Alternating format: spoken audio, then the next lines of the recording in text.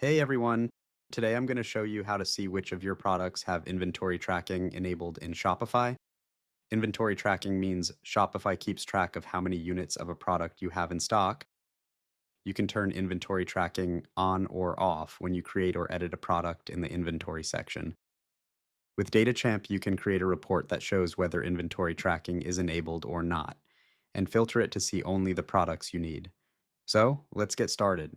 First, click on New Report. Then go to the Locations tab and choose the basic report. Next, add the columns you need for your report.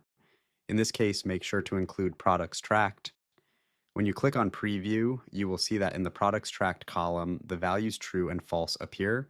True means the product's inventory is tracked. False means inventory tracking is not enabled for that product. If you only want to export products that are tracked, click on Add Filter. Choose Product Tracked and select Yes, then add the filter. Now, when you click Preview again, you will see that only products with inventory tracking enabled are shown. Give your report a clear name, for example, Tracked Products Report. Finally, click Save and then Run, and that's it.